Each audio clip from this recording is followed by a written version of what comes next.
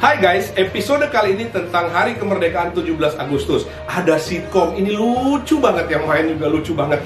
Dan lagu kebangsaan Indonesia Raya.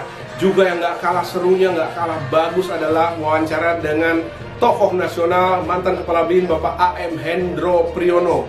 Dan ada kenalan saya yang saya ketemu di jalan sih, menyanyikan lagu 17 Agustus. Pokoknya kamu harus nonton sampai habis ya. Dan jangan lupa tombol subscribe-nya dipencet sekarang juga. Oke, saya Sony Tulung. Terima kasih. Merdeka!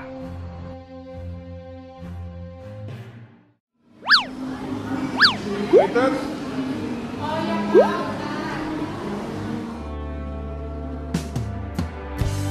Kau cantik hari ini. Silakan menunya, selamat datang di Cafe Pelangi. Favoritnya di sini apa nih, Mas? Kok panggil Mas, cantik begini dibilang Mas? Terus apa dong? Panggil Ses. Iya, panggil saya juga apa-apa, Mas jomblo kan? Terus namanya siapa?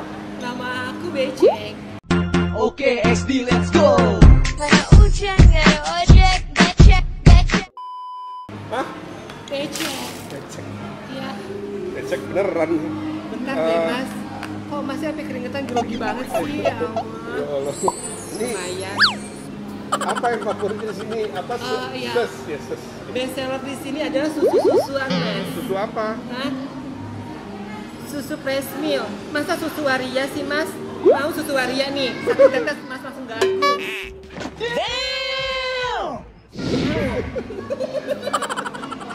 Susu segar dong. Iya. Mas bentar deh. Kayaknya nggak asing deh. Mas ini Mas yang tenggelam itu ya? Apa tuh? Yang tulung gitu. Bener nggak sih Mas Sony tulungnya? Iya, ember. Ember. Ya Allah Mas Sony. Aduh, buset deh. Badannya sekarang bulat banget kayak tahu. Bulet. Gopean digoreng dadakan ya Mas ya.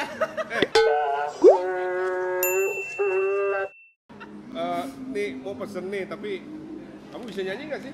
Oh nyanyi bisa. Benar, ini kan lagi 17 Coba dulu ya. Coba dulu. Ini kan lagi 17 Agustus. Heeh.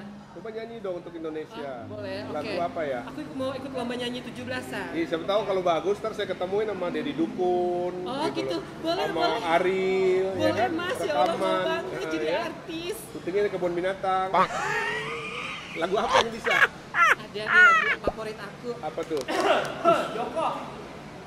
Lagu apaan? 17 Agustus bisa? Cendol dawet seger piro, timang satu santet. Mas lihat dong Mas. Oh enggak. Kenapa sih Mas Sony kok nggak mau liatin sih? Aman kode kerangkengnya Mas. Oh bakal gitu. tumpah. 17 lagu 17 aja, ini kan lagi 17-an. Oh. Bisa nggak lagu 17 Agustus? Ya. Bentar ya Mas ya. Oh. Saya nggak lengkap kalau nyanyi nggak pakai lagu ini. Nah ini dia Mas. Ya Allah, merah putih. Ini adalah pil kuat. Oh gitu. Ya coba dites nyanyi coba. Oke, bentar ya Mas. 16 Agustus tahun 45. Salah, 17. Selesai, belum selesai Mas. Besoknya hari kemerdekaan kita, bener kan? Hari merdeka, nusa dan bangsa. Hari lahirnya. Udah Mas? Udah. Mbak, Silakan mau pesen yang mana? ya, yang mana yang bagus Mas? Mbak apa jengses? Aduh, apaan sih? Ini aja Mas, super aja Mas. Ya udah, saya pesen tapi saya mau ke toilet dulu ya. Di mana sih toiletnya? Oh di sebelah sana lurus, belok kanan Mas. Ya udah, saya toilet bentar ya. Ya. Mas jadi pesen gak sih? Woi! Mau kemana Mas? Sini.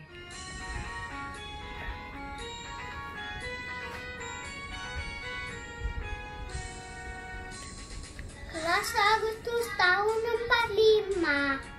Itulah hari kemerdekaan punya. Kemerdekaan kita ya, bukan punya. Kemerdekaan kita.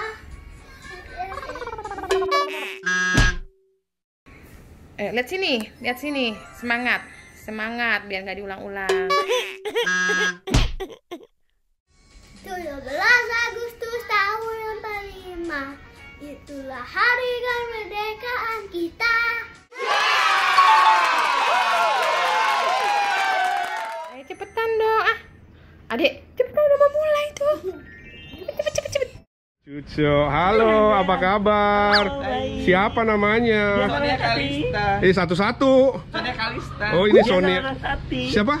Diana Larasati. Oh, kalau malam. Iya. Kalau siang? Dimas. Ini Kalau malam namanya Nathan Gugun. Oke, jadi gini, ini kan buat vlog aku 17 Agustus. Oke. Nanti tanggal 18 ditayangkan ya. Jadi vlog aku untuk 17 Agustus nyanyi ya satu lagu. Lagu apa? Lagu 17 Agustus, inget nggak? Nah, coba. Ayo coba. 12 Agustus tahun 45, itulah hari kemerdekaan kita. Hari merdeka, nusa dan bangsa. Ayo. Hari lahirnya bangsa Indonesia. Bukan hari banci Merdeka, ya? kali merdeka tetap merdeka. Ayo. Selama ayat masih dikandung badan, kita tetap setia mempertahankan Indonesia. Kita tetap setia membela negara kita. Merdeka. Agus. Oke, siapa namanya tadi? Sonia Kalista. Oh, Sonia ini. Diana Larasati Made. Iya, cucu, terima kasih. Merdeka dong bilang sekali lagi. Merdeka. Dirgahayu Indonesia. Merdeka. Berikut ini saya mendapat kehormatan yang luar biasa untuk mewawancarai tokoh yang istimewa ini. Beliau pernah menjabat sebagai Kepala BIN, Badan Intelijen Negara, dikenal sebagai tokoh intelijen, dan juga memiliki gelar profesor di bidang filsafat intelijen. Ya, simak obrolan saya dengan Bapak Jenderal TNI Purnawirawan AM Hendro Priyono. Ya, apa kabar teman? Senang sekali saya Sony Tulung kembali hadir lewat tayangan ini di YouTube channel saya Sony Tulung. Dan kali ini kita ada di edisi yang sangat spesial karena edisi kali ini adalah edisi kemerdekaan 17 Agustus. Dan saya sedang bersama seseorang yang sangat luar biasa, seorang figur yang wah, saya kalau bicara tentang penghargaannya juga mungkin 2 hari 2 malam nggak habis ya kan. Dan beliau tokoh nasional yang siapa nggak kenal, Bapak Hendro Priyono. Halo Pak Hendro. Apa kabar? Selamat petang. Selamat datang. Salah, mestinya Pak Hendro bilang saya selamat datang. Saking groginya. Soalnya saya idola banget sama Pak Hendro. Terima kasih. Iya. Dan di kesempatan yang berbahagia ini saya mengucapkan terima kasih Pak Hendro diterima di rumah yang luar biasa ini untuk ngobrol-ngobrol sedikit. Jadi yang pertama yang jelas ini kesempatan yang sangat luar biasa karena saya lihat interview pernah tapi udah 12 tahun yang lalu ya Pak sama Pak Peter Gonta. Jadi saya sekarang dapat kehormatan untuk ngobrol dengan seorang tokoh yang sangat luar biasa, yang sangat kita kagumi. Nah, Pak sehat ya Pak ya? Ya sehat. Ini tahun berapa ngomong-ngomongan di belakang ini mobil? Wah, ini Tahun berapa? kalau lihat ini ingat masa lalu karena masa depan udah nggak ada. Udah nggak ada masa depan ya, masa lalu. Nah, mungkin kita akan ngobrol-ngobrol sedikit Pak Hendro. Saya mau tanya beberapa pertanyaan. Ya, yang pertama mungkin ini karena edisinya adalah edisi 17 Agustus. Kalau menurut seorang tokoh seperti Pak Hendro itu makna kemerdekaan apa sih Pak Hendro? Memperingati lagi, kita ingat bahwa kita sudah merdeka. Ya. Jadi kalau kemerdekaan maknanya di masa lalu adalah bahwa kita sudah bebas dari penjajah. Dari orang atau negara-negara asing penjajah kita. Setiap tahun kita peringatin. Sekarang maknanya kita harus berubah, yaitu kita harus bebas dari kebodohan. Kalau kita masih kayak zaman dulu sebelum para pendahulu kita merintis kemerdekaan, kita kan dianggap orang paling rendah, inlander. Setelah kita berontak, para pendahulu kita memerdekakan kita. Sekarang kita harus merdeka dari kebodohan yang dulu sampai kita ratusan tahun dijajah. Itu maknanya, bedanya. Oke, itu pertanyaan pertama Pak Hendro. Yang kedua, dalam kaitannya dengan kemerdekaan ini, tadi juga sudah dijawab secara langsung dua pertanyaan sebenarnya sudah dijawab. Yang pertama makna kemerdekaan yang kita peringati setiap tanggal 17, lalu perbedaan kemerdekaan sekarang dan dahulu. Nah, kita paham Pak Hendro bahwa tantangan ke depan sebagai bangsa ini makin berat nih. Kalau Pak Hendro sendiri melihat tantangan yang terberat sebagai bangsa ke depannya apa sih? Ideologi. Ideologi. Ya, jadi saya melihat dari waktu ke waktu. Sejak saya beranjak dewasa masih zamannya Bung Karno, Bung Hatta. Kemudian saya masuk tentara dan lulus akademi militer zaman Pak Harto. Dan seterusnya saya mengikuti tiga presiden. Kalau boleh saya simpulkan, sekarang ini kita berada dalam krisis ideologi. Krisis ideologi. Ideologi yang kita gali dari akar budaya dan kebudayaan bangsa kita. Sudah banyak sekali terdistorsi oleh ideologi asing, ideologi dari luar. Jadi kita pun sudah berkali-kali dilanda oleh ideologi yang bukan ideologi nasional. Tapi kita belum juga belajar. Hanya kita baca dari sejarah. Itu pun kadang-kadang tidak dibaca sejarahnya. Tapi belajar dari sejarah itu kita tidak pernah. Sehingga ideologi asing masuk. Sesudah kita merdeka, kita baru saja belum tuntas ya, memerdekakan diri dari penjajahan asing. Tiba-tiba ditikam dari belakang oleh pemberontakan PKI Madiun, oleh saudara Musso. Dia tidak melawan Belanda, dia melawan kita yang sedang berjuang menghadapi Belanda. Berarti berkhianat. Itu kan ideologi luar. Itu dibawa, itu ideologi import. Kemudian tahun 1949 saat kita ada perundingan dulu namanya Renville, kita harus hijrah karena Jawa Barat harus dikosongkan. Tiba-tiba Kartosuwiryo mengumumkan negara Islam. Itu juga menikam dari belakang. Kita disuruh hijrah, di sana Yogyakarta dibom oleh Belanda. Saya dibawa lari mengungsi ke Jakarta. Pada saat itu tiba-tiba ya saudara Sukarmaji Kemarijan Kartosuwiryo mengumumkan negara Islam versinya dia di Jawa Barat. Itu juga menikam dari belakang. Dan kemudian kita bergerak terus sesuai dengan jalannya sejarah Indonesia. Kemudian terjadi lagi peristiwa PRRI Permesta, mana saudara-saudara kita dari Sulawesi Utara dan kampung halamannya Pak Tony Tulu sama Sumatera Barat, Utara. Tapi itu semua sudah selesai karena diberi amnesti. Dan sehingga tidak ada masalah lagi. Clear, itu hanya konflik karena masalah keadilan antar daerah, kesenjangan antar daerah. Jadi itulah sejarahnya. Sehingga dalam sejarah kehidupan kita ini kita banyak sekali ribut sendiri di dalam. Konflik ini ya. Konflik konflik horizontal, vertikal juga. Dua-duanya. Yang jadi masalah sebetulnya kegigihan kita untuk mempertahankan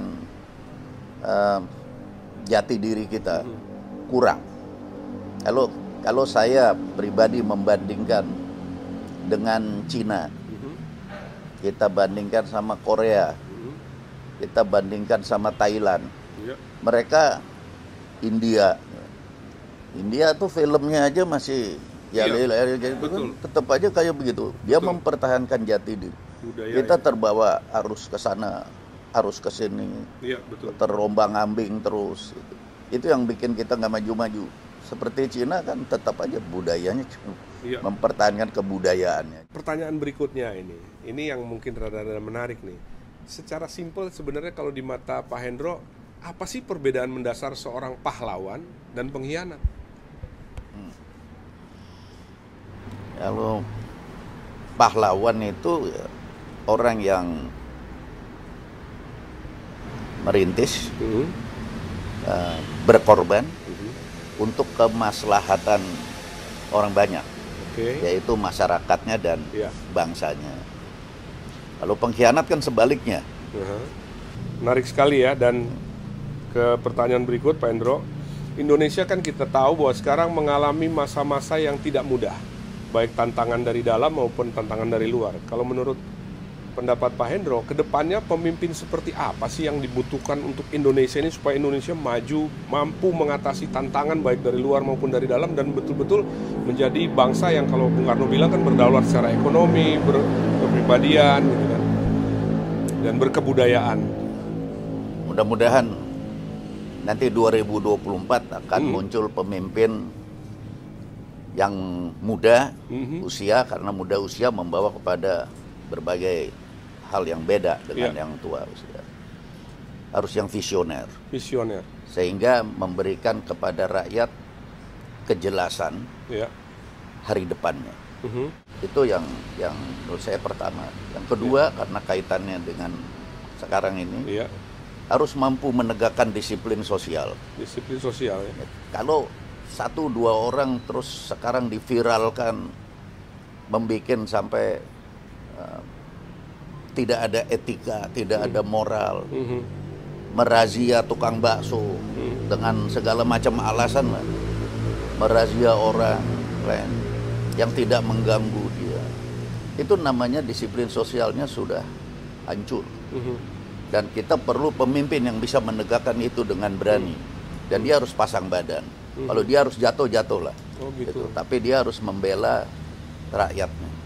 Jangan mengorbankan orang-orang yang minoritas berorangan karena takut oleh masa beringas yang lebih banyak, sehingga pemimpin ini mencari selamat. Udah saya ikut yang mayoritas aja lah, yang minoritas biar aja digebukin gitu. Itu nggak boleh. Saya harapkan pemimpin tidak akan lahir di Indonesia lagi yang seperti itu.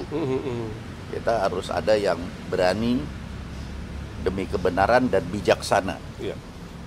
Benar belum tentu bijak juga. Jadi benar dan bijak. Pancasila itu nomor 1 ketuhanan yang Maha Esa. Tapi ketuhanan yang Maha Esa itu letaknya di tataran ide.